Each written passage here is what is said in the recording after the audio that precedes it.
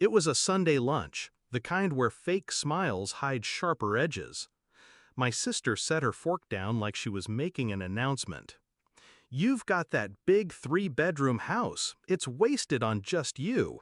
We've been thinking it makes more sense if we move in. You can find something smaller, maybe a condo." My mother nodded as if this was already decided.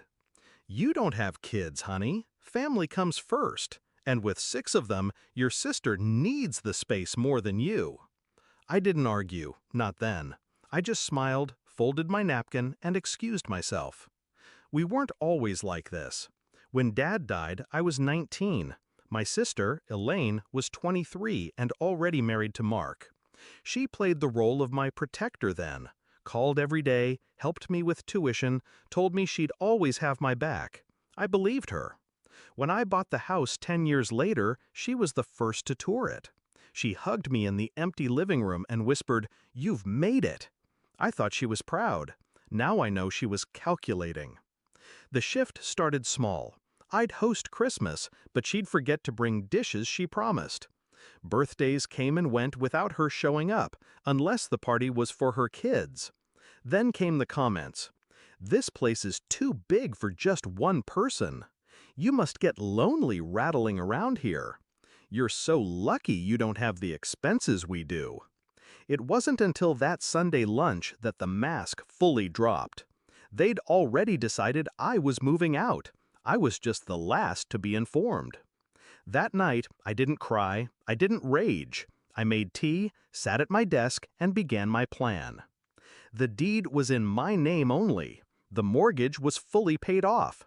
I'd worked years to get here, and they assumed I'd give it away because my womb had stayed empty. I wasn't going to fight them head on. No.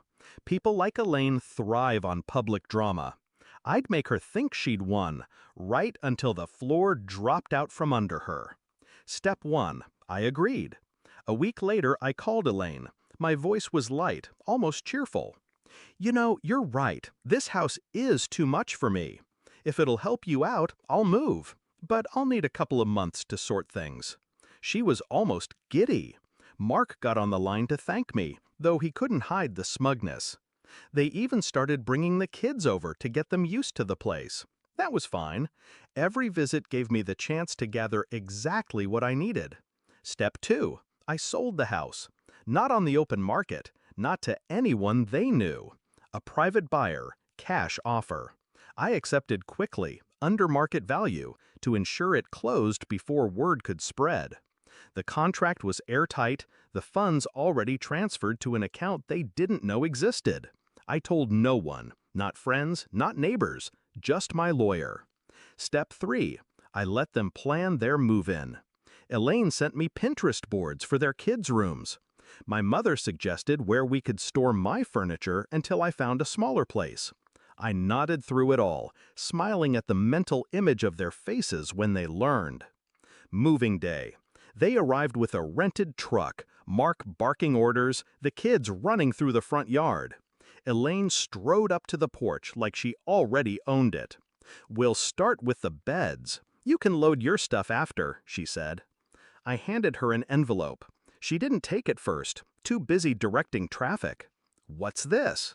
"The new owner's contact info," I said.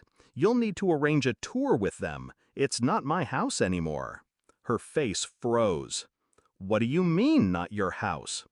"I sold it. Closed last week. I'm moving today, too." Mark stepped forward, his voice sharp. "You can't just—" "I could. I did. And since you never paid a cent toward it, you had no claim. The buyer should be here in," I checked my watch, "3 minutes." They didn't believe me until the moving truck for the real new owners pulled up. A young couple, smiling nervously, holding their baby. The wife shook my hand and thanked me for a smooth sale.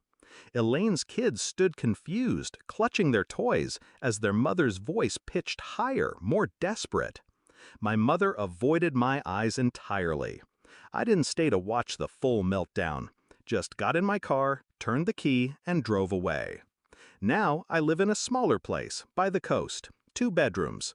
Enough for me and for the friends who actually show up when I need them. Elaine still tells the story to anyone who'll listen, but she leaves out the part where she tried to take what wasn't hers. When people ask me why I didn't warn her, I just smile. Because some lessons are only learned in the fall.